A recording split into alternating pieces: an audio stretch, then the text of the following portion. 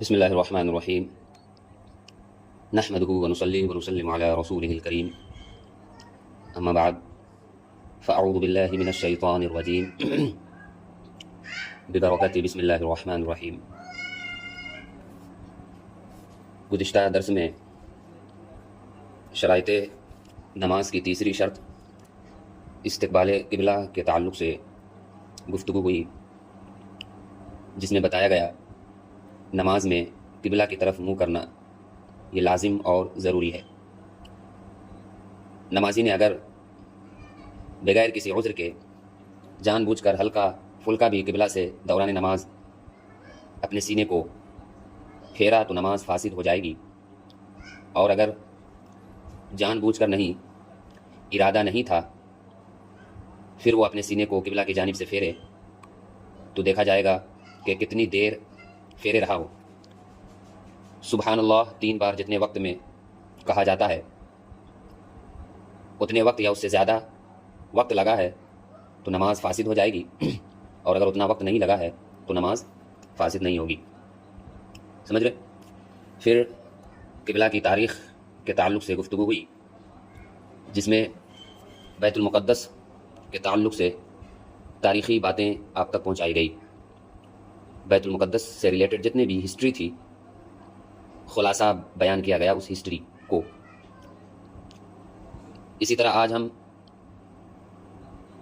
خانہ کعبہ کے تعلق سے گفتگو کریں گے۔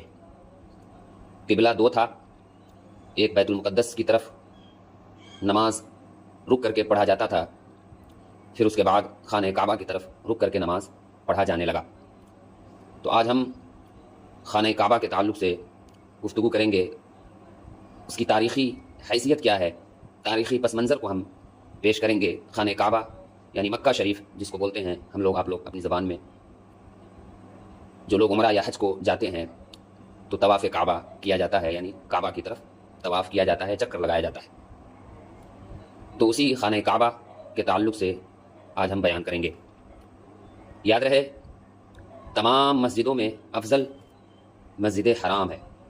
سمجھ رہے؟ چاہے آپ کتنی ہی خوبصورت اپنے علاقے، اپنے شہر میں، اپنے ملک میں مسجد کیوں نہ بنا لے، کتنی ہی قیمتی اور کتنی ہی عمدہ مسجد کیوں نہ بنا لے، مگر جو افضل ہے مسجدوں میں وہ افضل مسجد حرام ہے۔ سمجھ رہے؟ مسجد حرام ہے۔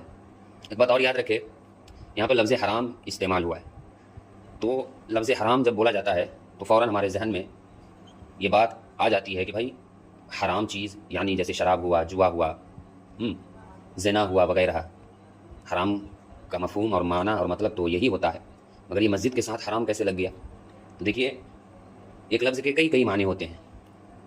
یہاں پر حرام کا معنی عزت کے ہیں، سمجھ رہے ہیں؟ یہاں پر حرام کے معنی عزت کے ہیں، مرتبے کے ہیں، فضیلت کے ہیں۔ مسجد حرام فضیلت والی مسجد، سمجھ رہے ہیں؟ تو یہاں پر حرام وہ حرام مراد نہیں ہے جو حرام عموماً ہم غلط کاموں کے تعلق سے استعمال کرتے ہیں، بلکہ یہاں پر حرام عزت کے معنی میں ہے، فضیلت کے معنی میں ہے۔ اور یاد رہے، ساری مسجدوں کا قبلہ خانہ کعبہ ہے۔ سمجھ رہے؟ ساری مسجدوں کا قبلہ خانہ کعبہ ہے، ساری مسجدوں میں افضل مسجد حرام ہے، اور ساری مسجدوں کا قبلہ یعنی جس رخ، جو بھی مسجد جہاں کی بھی ہو، وہاں ہم نماز پڑھیں گے تو ہمارا رخ کدھر ہوگا؟ خانہ کعبہ کی طرف ہوگا۔ سمجھ رہے؟ اور اللہ کی عبادت کے لیے روئے زمین پر سب سے پہلا گھر مقرر ہوا۔ سمجھ رہے؟ عبادت کے لیے روئے زمین پر سب سے پہلا گھر خانہ کعبہ ہے۔ سمجھ رہے؟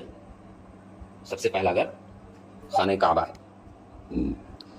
تاریخی حیثیت سے دیکھا جائے تو بقول علامہ احمد بن محمد قسطلانی رحمۃ اللہ تعالی علیہ، خانہ کعبہ کی تعمیر کے تعلق سے فرماتے ہیں کہ اس کی تعمیر 10 مرتبہ ہوئی ہے۔ کتنی مرتبہ خانہ کعبہ کی تعمیر، بنایا گیا؟ سمجھ رہے؟ مزین کیا گیا، خوبصورت بنایا گیا، بہترین بنایا گیا، 10 مرتبہ ہوئی۔ جیسے جیسے ترقی ہوئی، سمجھ رہے؟ جیسے جیسے ترقی ہوئی ویسے ویسے خانہ کعبہ کو اور مزید دل فریب اور بہترین اور مزین کر کے اس کی تعمیر ہوئی۔ سب سے پہلے کس نے بنایا؟ حضرت آدم علیہ السلام کی تخلیق سے 2000 سال پہلے سب سے پہلے خانہ کعبہ فرشتوں نے تعمیر کیا. سمجھ رہے؟ سب سے پہلے خانہ کعبہ کس نے تعمیر کیا؟ فرشتوں نے. کب؟ حضرت آدم علیہ السلام کی تخلیق سے 2000 سال پہلے. دوسری تعمیر، دوسری مرتبہ بحکم الہی حضرت سیدنا آدم علیہ السلام نے خانہ کعبہ کی تعمیر فرمائی. دوسری مرتبہ حضرت آدم علیہ السلام نے خانہ کعبہ کی تعمیر فرمائی. حضرت جبرائیل امین علیہ السلام نے خط کھینچ کر جگہ کی نشاندہی کی. یعنی حضرت جبرائیل علیہ السلام نے حضرت آدم علیہ السلام کو بتایا کہ اس جگہ خانہ کعبہ کی تعمیر کرے. سمجھ رہے؟ حضرت جبرائیل کون ہے؟ حضرت جبرائیل علیہ السلام فرشتوں کے سردار ہیں، تمام فرشتوں کے سردار ہیں حضرت جبرائیل علیہ السلام. حضرت آدم علیہ السلام نے بنیادیں کھودی اور حضرت حوا رضی اللہ تعالی عنہ نے مٹی اٹھانے کا کام کیا.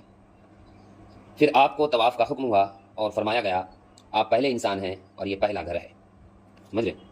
حضرت آدم علیہ السلام سب سے پہلے نبی اور حضرت حوا رضی اللہ تعالی عنہ ان کی زوجہ مبارکہ حضرت حوا رضی اللہ عنہ. سمجھ رہے؟ حضرت آدم علیہ السلام مٹی کو کھودتے اور حضرت حوا رضی اللہ تعالیٰ عنہ اس مٹی کو اٹھا کر دوسری جگہ رکھتی. تاریخ دمشق جو مشہور معروف کتاب ہے ہسٹری پر اسلامی، اس کے جلد 7 صفحہ نمبر 427 پر یہ بات مذکور ہے. تیسری تعمیر، اس گھر کو تیسری بار حضرت شیش بن آدم علیہ السلام نے مٹی اور پتھر سے تعمیر فرمایا. سمجھ رہے؟ مٹی اور پتھر سے تعمیر فرمایا. کون؟ حضرت شیش بن آدم، یعنی حضرت آدم علیہ السلام کے بیٹے حضرت شیش علیہ السلام نے. بعض نے فرمایا کہ آپ نے صرف خانہ کعبہ کی مرمت کا کام کیا تھا، یعنی حضرت شیش علیہ السلام نے مرمت کا کام کیا تھا. مرمت اسی کو بولتے ہیں ری بلڈ، جس کو بولتے ہیں ری بلڈ انگلش میں بولتے ہیں. جیسے کوئی گھر کہیں سے کچھ خراب وغیرہ ہو گیا ہو تو اس کو ری بلڈ کرنا، اس کو اس جگہ کو اچھے سے بنانا اور پہلے کی طرح کر دینا، اسی کو اردو میں مرمت کا کام بولتے ہیں. چوتھی تعمیر، طوفان نوح کے وقت خانہ کعبہ کی عمارت آسمان پر اٹھا لی گئی اور یہ جگہ ایک اونچے ٹیلے کی مانند رہ گئی. پھر اسی بنیاد پر حضرت ابراہیم علیہ السلام نے خانہ کعبہ کو تعمیر فرمایا. طوفان نوح جب آیا تھا، سمجھ رہے، تو ساری دنیا طوفان نوح کے چپیٹ میں آ کر تباہ و برباد ہو گئی تھی اور اس وقت خانہ کعبہ کو آسمان پر اٹھا لیا گیا تھا. سمجھ رہے؟ خانہ کعبہ کو آسمان پر اٹھا لیا گیا تھا. پھر اسی بنیاد پر، یعنی اسی بنیاد پر حضرت ابراہیم علیہ السلام نے خانہ کعبہ کو تعمیر فرمایا. پھر حضرت ابراہیم علیہ السلام نے جہاں پر خانہ کعبہ تھا اسی کو تعمیر فرمایا، جس میں پتھر اٹھا کر لانے کا کام حضرت اسماعیل علیہ السلام نے سر انجام دیا. اس خاص اور عظیم تعمیر کا ذکر اللہ عز و جل نے سورہ بقرہ کی آیت نمبر 127 میں فرمایا ہے. سمجھ رہے؟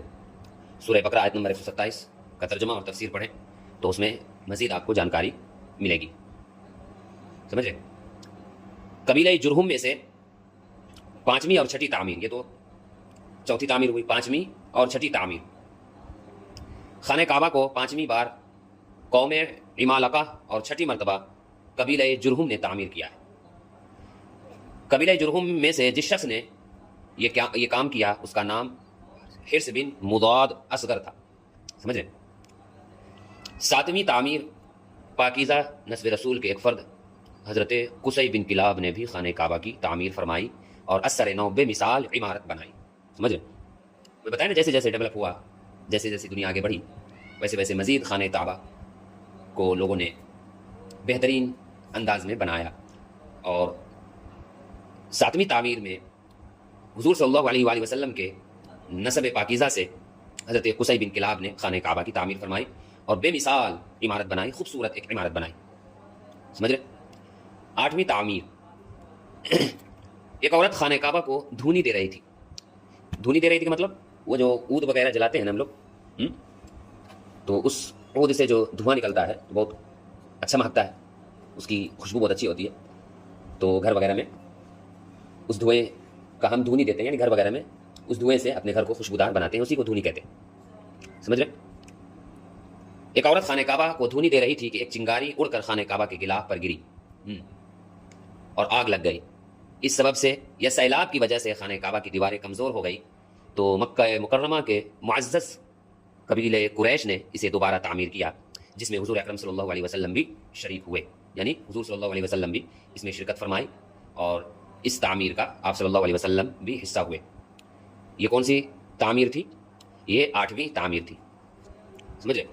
یاد رہے کہ حلال سرمایہ کم ہونے کے باعث قریش کی تعمیر میں حتیم کو شامل نہیں کیا گیا تھا۔ حتیم ایک کعبہ ہے وہاں پہ، اور اس کو تعمیر کرنے کے لیے بہت ساری چیزیں درکار رہتی تھی، ایسے پیسے کا اور ایسے مال کا استعمال ہوتا تھا جو خالص حلال ہو، اس میں کسی بھی طرح کا کوئی ملاوٹ وغیرہ ادھر ادھر کا مال نہ ہو، خالص حلال ہو، وہی پیسہ اس میں لگایا جاتا تھا۔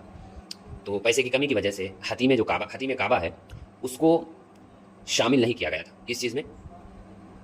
حتیم کو کعبہ میں شامل نہیں کیا گیا تھا۔ جب آپ مکہ شریف جائیں گے تو حتیم جو ہے، نام ہی ہے حتیم، وہاں پر ایک چبوترا نما ہے حتیم کی طرح، وہ الگ تھا پہلے، سمجھ رہے؟ وہ الگ تھا، کعبہ شریف سے وہ الگ تھا۔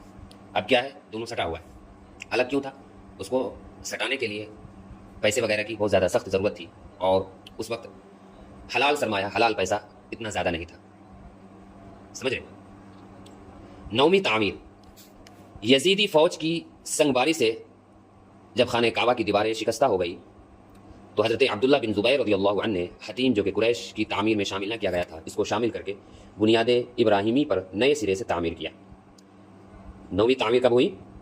یزید کی فوج نے سنگباری یعنی پتھر وغیرہ پھینکے، جس کی وجہ سے خانہ کعبہ کی دیواریں ٹوٹ گئی، اور جب ٹوٹ گئی تو حضرت عبداللہ بن زبیر رضی اللہ تعالی عنہ نے حتیم کعبہ جو کہ قریش کی تعمیر میں شامل نہیں کیا گیا تھا، اس کو شامل کر کے بنیاد ابراہیمی پر نئے سرے سے تعمیر کیا۔ 10ویں تعمیر، عبد الملک بن مروان کے نائب حجاج بن یوسف جو کہ ایک ظالم حکمران تھا، سمجھ رہے؟ کیسا حکمران تھا؟ ظالم، ظلم کرنے والا حکمران تھا، نے 74 ہجری میں پھر سے خانہ کعبہ کو قریش والی تعمیر کے مطابق بنا دیا، یعنی حتیم کو الگ کر دیا۔ 10ویں تعمیر میں عبد الملک بن مروان کے نائب حجاج بن یوسف جو کہ ایک ظالم حکمران تھا نے 74 ہجری میں پھر سے خانہ کعبہ کو قریش والی تعمیر کے مطابق بنا دیا، یعنی حتیم کو الگ کر دیا۔ علامہ سلیمان جمل رحمۃ اللہ تعالی علیہ فرماتے ہیں، بعض تاریخ دانوں کے بقول 1039 یعنی 1039 ہجری کے بعد بھی کسی بادشاہ نے تعمیر کعبہ کی ہے، سمجھ رہے؟ اور مفتی احمد یار خان نعیمی اشرفی رحمۃ اللہ تعالی علیہ فرماتے ہیں کہ 1040 ہجری میں سلطنت عثمانیہ کے سلطان، کون؟ سلطنت عثمانیہ کے سلطان مراد بن احمد خان شاہ قسطنطنیہ نے حجر اسود والے رکن کے علاوہ ساری عمارت کو بنیاد حجاج کے موافق تعمیر کیا، وہی حجاج بن یوسف کے موافق تعمیر کیا۔ تفسیر نعیمی جلد 1 صفحہ 692 پر یہ بات مذکور ہے۔ لہذا خانہ کعبہ کی موجودہ عمارت کم و بیش 398 سال کی ہے، کیونکہ 1040 ہجری میں بنی اور اب 1438 ہجری ہے۔ یہ جس وقت کتاب تحریر ہو رہی تھی اس وقت کی بات ہے، اب تو 1447 ہجری، کتنا؟ 1447 ہجری ہے، 8 تاریخ ہے۔ تو محترم سامعین، جیسا کہ آپ نے خانہ کعبہ کی تعمیر کے تعلق سے اس کی تاریخی پس منظر کو سماعت کیا، آج کے درس کا جو خلاصہ ہے، کیا کیا چیزیں یاد رکھنے والی ہے، وہ یہ ہے کہ تمام مسجدوں میں افضل مسجد حرام ہے، مسجد حرام ہے۔ حرام کے معنی بہت ہیں، حرام کا ایک معنی عزت کے بھی ہیں، سمجھ رہے؟ فضیلت کے بھی ہے، تکریم کے بھی ہے، اور اللہ کی عبادت کے لیے روئے زمین پر سب سے پہلا گھر کون سا ہے؟ خانہ کعبہ ہے۔ اللہ کی عبادت کے لیے زمین پر سب سے پہلا گھر کون سا ہے؟ یہ خانہ کعبہ ہے۔ تمام مسجدوں میں افضل مسجد حرام، ساری مسجدوں کا قبلہ خانہ کعبہ ہے، اور اللہ کی عبادت کے لیے روئے زمین پر سب سے پہلا گھر یہی خانہ کعبہ ہے۔ اور اس کی تاریخی حیثیت کتنی بار تعمیر ہوا، سب سے پہلے کس نے تعمیر کی، سب سے آخر میں کس نے تعمیر کی،